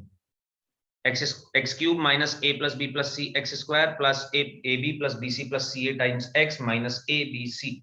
ये S1 है, ये S2 है, ये S3 है। अब हमारे पास तो ए बी सी है नहीं, ऊपर से निकाल लेंगे। ए प्लस बी प्लस सी की वैल्यू आ गई 3a।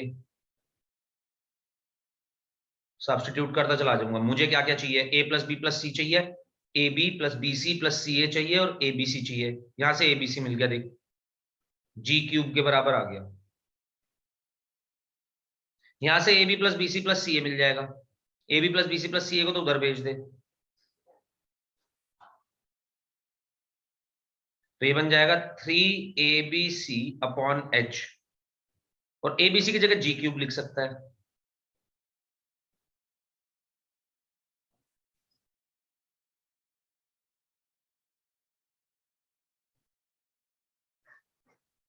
तो इसका मतलब बोल सकते हैं X cube minus 3a X square plus 3g cube upon h into X minus G cube is equals to 0।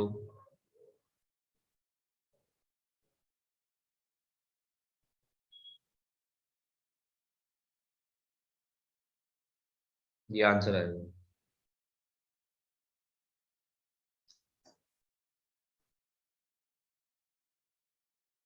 तो ऐसी इक्वेशन जिसके एबीसी रूट्स हैं पर एबीसी नहीं दिया हुआ, उसका M G M H M दिया हुआ है, ऐसे लिखी जा सकती है।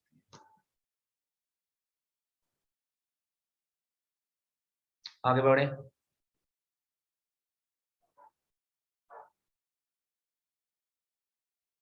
ओके, अब मेरी बात समझिए। M greater than equal to GM greater than equal to HM में काफी क्वेश्चंस बनेंगे। इसमें भी ज्यादातर questions A greater than equal to G वाले आ रहे होंगे। एम हमेशा जीएम से बड़ा होता है। सबसे पहली एप्लीकेशन में आपको इसकी दिखा दूंगा। मैंने आपको याद करवाया था एक एक्सप्रेशन, ध्यान है? x प्लस 1 अपॉन एक्स, याद है इसकी वैल्यू मिनिमम मैक्सिमम कुछ एक नंबर प्लस उसका रेसिप्रोकल, कोई भी एक एक्सप्रेशन प्लस उसका रेसिप्रोकल 2 से बड़ा होगा। हमेशा 2 से बड़ा होगा अगर x पॉजिटिव है तो, और हमेशा -2 से छोटा होगा अगर x नेगेटिव है तो। प्रूव कर दूंगा जो ऊपर वाला ये पार्ट। तो मैंने कहा जी अगर आपके पास कोई दो नंबर है x और 1 अपॉन एक्स,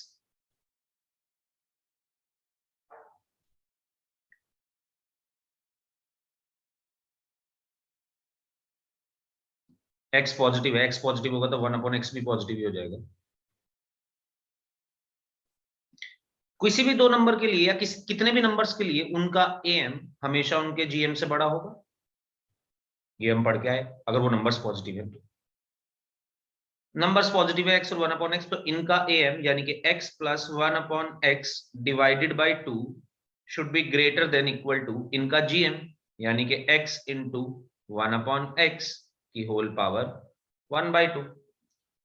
दो नंबर से x और 1/x, तो दोनों का am यानी कि sum of both divided by 2 should be greater than equal to दोनों का gm यानी कि product of both to the power 1/2। देखो बन गया, x से x कटा 1 बचा, 1 की पावर 1/2 1 ही बना, 2 को उधर भेज दे तो x plus 1/x is greater than equal to 2। बहुत यूज होता है ये एक्सप्रेशन, हमने इसीलिए आपको कोशिश करी इसे याद कराने की भी। और ये बनता कहां से? बन तो और जगह से भी जाएगा। अगले साल मैक्सिमम मिनिमम पढ़ेंगे, वहां पे तो सब मिनिमम वैल्यू किसी भी एक्सप्रेशन की और किसी भी एक्सप्रेशन की मैक्सिमम वैल्यू निकाली जा सकती है, पर ये am gm से भी बन सकता है।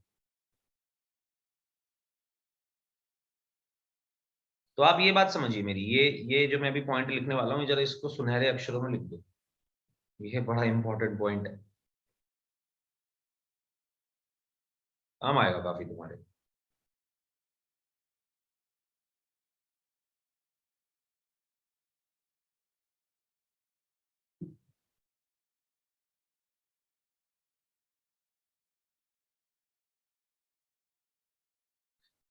जब भी किसी सम की मिनिमम वैल्यू पूछी जाए,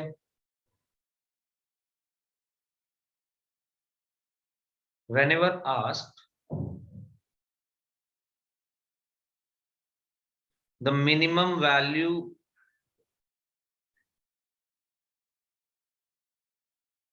of any sum or maximum value of any product, कुछ नंबर्स का प्रोडक्ट की मैक्सिमम वैल्यू पूछी जाए या कुछ नंबर्स के सम की मिनिमम वैल्यू पूछी जाए, तो पक्की बात है वो am gm का क्वेश्चन।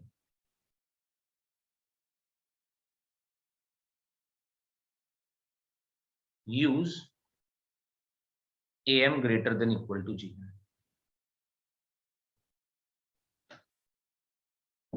ये इंपॉर्टेंट बात है। आ जाओ कराना शुरू कर दूं जरा इस पे क्वेश्चन। पूछा गया the minimum value of the minimum value of 4 की पावर x प्लस 4 की पावर 1 माइनस x।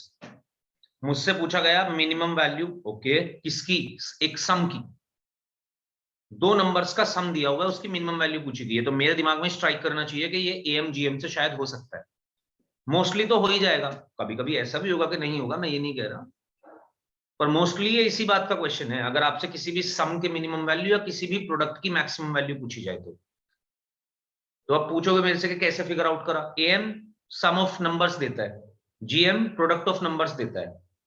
am की मिनिमम वैल्यू निकाल सकते हैं इस इनइक्वालिटी से, और प्रोडक्ट की gm की मैक्सिमम वैल्यू निकाल सकते हैं इसी इनइक्वालिटी से। तो इसीलिए हमने ये फिगर आउट करा कि जब भी मिनिमम वैल्यू पूछी जाए किसी सम की या मैक्सिमम वैल्यू पूछी जाए किसी भी प्रोडक्ट की, तो आप am greater than equal to gm use कर सकते हैं। आपसे एक सम की मिनिमम वैल्यू पूछी गई, सम के पास दो टर्म्स हैं, एक है 4 की पावर x, दूसरी टर्म है 4 की पावर 1 माइनस x। तो आपने कहा ठीक है जी, इन दोनों नंबर्स के लिए यानी कि 4 की पावर x एंड 4 की पावर 1 माइनस x के लिए am greater than equal to gm होना चाहिए, यानी कि इन दोनों का am होगा 4 की पावर x प्लस 4 की power 1 minus x divided by 2 should be greater than equal to इन दोनों का प्रोडक्ट,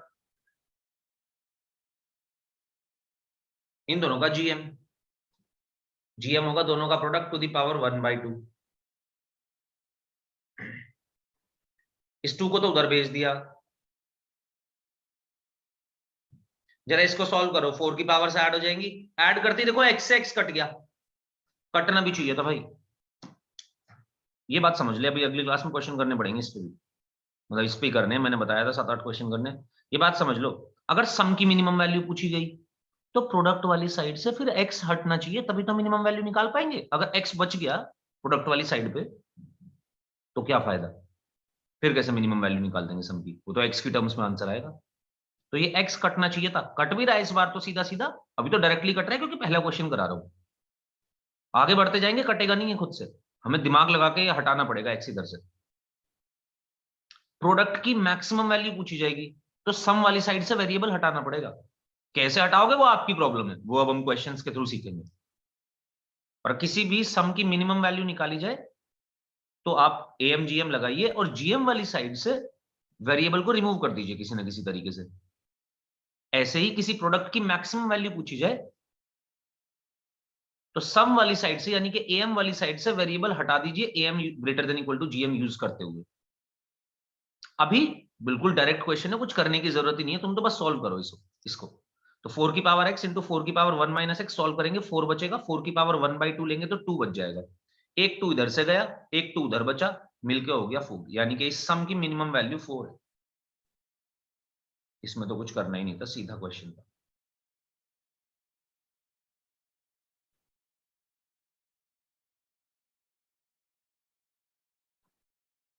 क्लास होगी किस टाइम से? 7:15।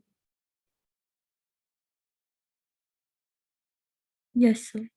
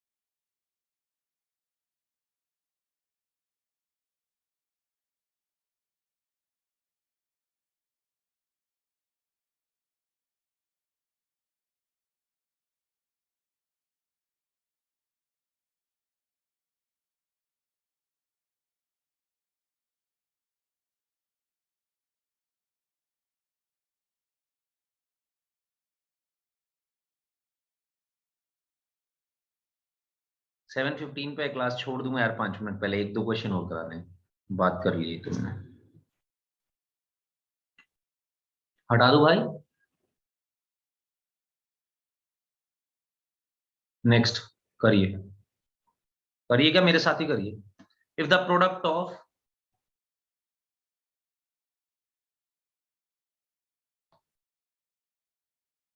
n पॉजिटिव नंबर्स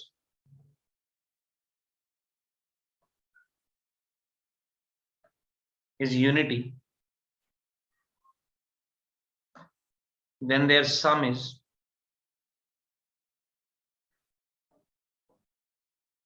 देखो प्रोडक्ट दिया हुआ है, सम के बारे में बात कर रहा है, हमने कहा am greater than equal to gm use हो सकता है। ऑप्शंस दिए गए हैं, a positive integer divisible by n,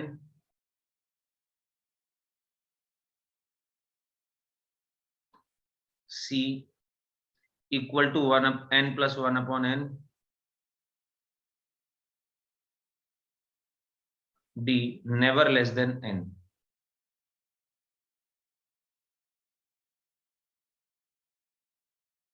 चलिए जी, मुझे प्रोडक्ट दिया गया है कुछ नंबर्स का, सम के बारे में पूछा जा रहा है। मैंने कहा ठीक है, प्रोडक्ट अगर सबका दिया गया है और सम पूछा जा रहा है तो am greater than equal to gm लगा देता हूं।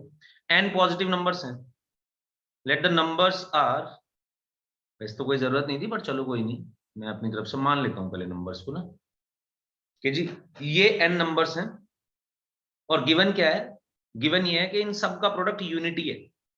यूनिटी का मतलब 1 है, x1 x2 x3 up to xn का प्रोडक्ट 1 है, ये हमें गिवन है ऑलरेडी। हमने कहा इन n के n नंबर्स का प्रोडक्ट, सॉरी इन n नंबर्स का am इनके gm से बड़ा होना चाहिए।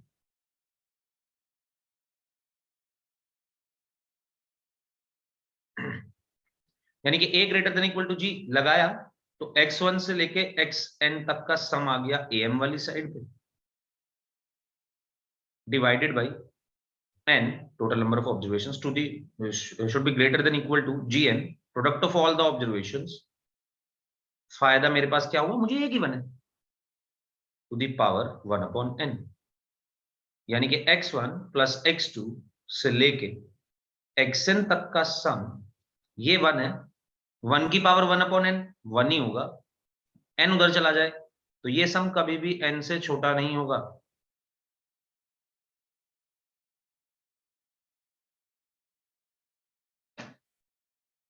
अगेन क्वेश्चन तो बहुत छोटे छोटे होंगे, तो बहुत तोड़ चीजें नहीं पूछी जा रही आपसे, जी हल्की हल्की चीजें पूछी जाएंगी, हल्की नहीं मतलब, पर मतलब क्वेश्चन का सॉल्यूशन तो छोटा छोटा ही होगा। बस दिक्कत होगी कि भाई चेंज कैसे करें।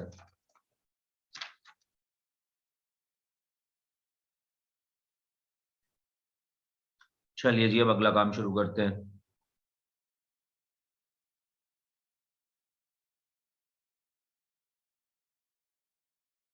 हटा दें। ओके, ये तो हुआ बिल्कुल सीधा सीधा AMGM यूज करना, ऐसा कभी नहीं है। तो बस आपको ऐसे यूज करना सिखा रहे थे कि ऐसे सीधा सीधा यूज कैसे कर सकता है, ऐसे कर सकता है। आप cos x sec x की वैल्यू निकाल दो, ऐसा भी आ जाएगा। cos x plus sec x की मिनिमम वैल्यू निकालो, तो वैसे तो आप यहीं से देख सकते हो कि cos x plus sec x की minimum value cos plus 1 upon cos है, तो 2 या 2 से बड़ी होनी चाहिए। ऐसे ऐसे एक्सप्रेशंस आपको दिए जा सकते हैं। ये मैं बच्चों वाले क्वेश्चन नहीं करा रहा, ये मैंने आपको करा दिए तो काफी है। बस यहाँ से ये सिखाने की कोशिश करी जाती है आपको कि भाई कैसे लगाना है am greater than equal to gm, जिसमें sum of all the observations divided by number of observations greater than equal to product of all the observations to the power 1 upon number of observations, am greater than equal to gm, इस तरीके से लगाया जाता है। लगाने के लिए थोड़ा सा कॉम्प्लेक्स क्वेश्चन आएगा, तो सबसे पहले तो फर्स्ट वेरिएशन देख लीजिए। 3 वेरिएशन होंगे। पहला वेरिएशन, जैसे कि आपको दिया गया है x plus y plus z is equals to 1 and x comma y and z are positive numbers such that, ये एक कंडीशन दी गई है, such that 1 minus x into 1 minus y into 1 minus z is greater than equal to kx y z, then k is equal to, आपने कहा जी ठीक है हमें तो सम दिया गया है 3 नंबर्स का, am greater than equal to gm के क्वेश्चंस चल रहे हैं, लगा देते हैं am greater than equal to gm। आपने लगाया। पहले मैं आपको ये दिखा रहा हूँ कि पहला हमारे दिमाग में आइडिया क्या आएगा। बिल्कुल बेसिक से चलते हैं। तो हमें 3 नंबर्स का am greater than equal to gm होगा, ये बात पता है। इनफैक्ट कितने भी नंबर्स का am greater than equal to उनका gm होगा, ये बात हमें पता है। तो हमने बोला कि अगर x y z 3 नंबर्स हैं, फॉर x y z, मुझे पूरा रब करना पड़ेगा क्योंकि मैं तो अभी आपको बस ये दिखाना चाह रहा हूँ कि क्या हम गलती करेंगे और क्या मतलब इससे नहीं बनेगी। देखो बात, जब हम for x y z am greater than equal to gm लगाएंगे तो हमारे पास आएगा सम x plus y plus z upon 3 should be greater than equal to x y z की पावर 1/3। आपने कहा जी x plus y plus z तो पता है 1 है, 1/3 greater than equal to X Y Z का होल क्यूब। तो यहां से आपके पास एक इनइक्वालिटी आ गई, X Y Z is less than equal to 1/27। Cube कर दे अगर दोनों का, क्या मिला? कुछ भी नहीं। उसने तो कुछ अलग ही बात पूछी है आपसे। वो तो कह रहा है 1 minus X 1 minus Y 1 minus Z greater than equal to K times X Y Z है, के की वैल्यू बता। आपने निकाला X Y Z less than equal to 1/27। बिल्कुल सही बात है, ये बात गलत नहीं है, पर इससे अपना पर्पस फुलफिल नहीं हो रहा, ये दिक्कत है। जो हमें बनाना है वो नहीं बन रहा। अब वापस चलते हैं, हमें क्या बनाना है पहले फिर से फिगर आउट करते हैं कि यार हमने लगाया M greater than equal to GM but it didn't work, तो कैसे वर्कआउट करें? हमने कहा कि पहले ये समझते हैं भाई ये बना क्या रहा है। ओके, पहली टर्म लिखी हुई है 1 माइनस एक्स। मैंने कहा अच्छा 1 माइनस एक्स की वैल्यू y प्लस जेड के बराबर होगी। गिवन इक्वेशन के अकॉर्डिंग अगर x को मैं राइट हैंड साइड पर शिफ्ट कर दूं तो 1 माइनस एक्स की वैल्यू y प्लस जेड के बराबर है। बोलो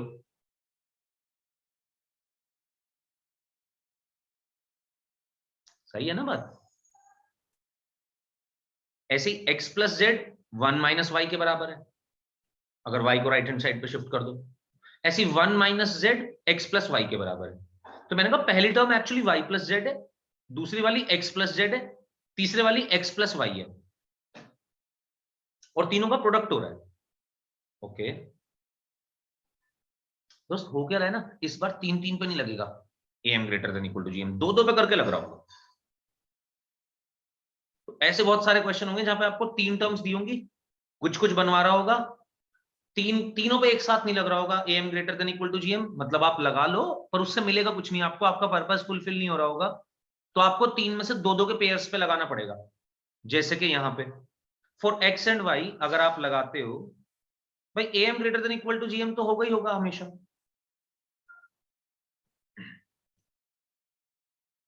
ये तो बात हमें पता ही है। अब आगे शुरू करते हैं, इसको लगाते हैं x और y पे।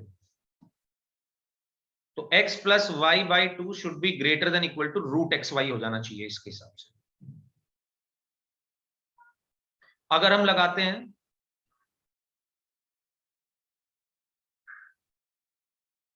कोई काम नहीं है इस फर्स्ट इक्वेशन का, बस ये निकाल के दिखा रहा था कि देख करेगा तो कुछ फायदा होगा नहीं। फिर लगा ले y और z के लिए, y plus z upon two should be greater than equal to under root of Y Z.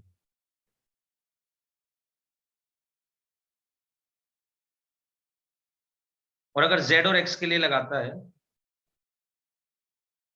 तो ये बन जाएगा x plus Z by two should be greater than equal to x into Z का root.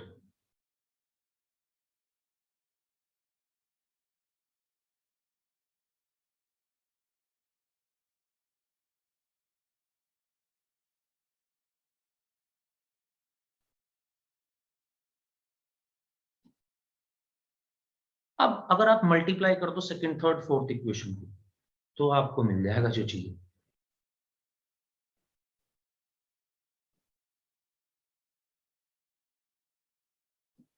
तो left hand side आपकी बनेगी x plus Y upon two into Y plus Z upon two into X plus Z upon to.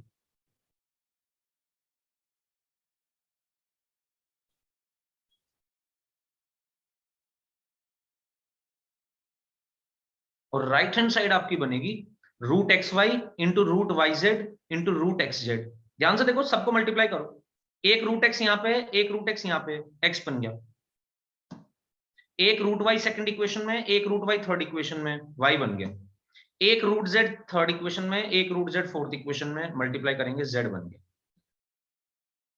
X plus Y को मैं लिख सकता हूं 1 minus Z, to को मैं उधर भेज दे रहा हूं, सारे टू को 8 टाइम्स मल्टीप्लाई करके उधर पहुंच जाएगा ये।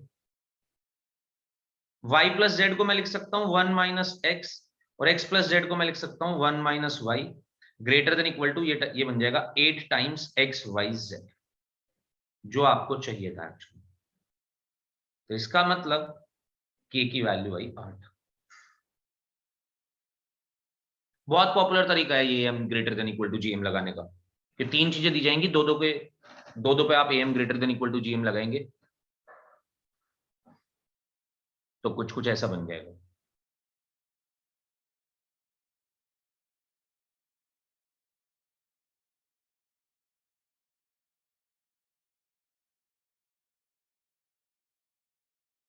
बात समझ आई क्या? पूछ सकते हैं आप, कोई भी डाउट है तो। क्लास किसकी होती है 7:15 पे? Chemistry. Yes sir. Yes sir, छोड़ दे मेरे को। हो गया, यही था आखिरी क्वेश्चन।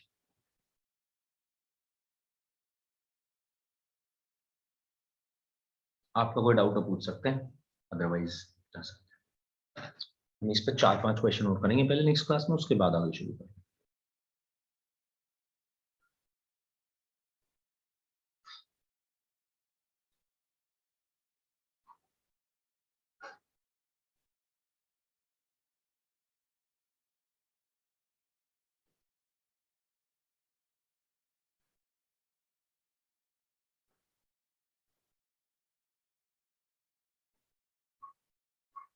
जा सकते हैं, जब हो जाए लिख लो तो। Thank you sir.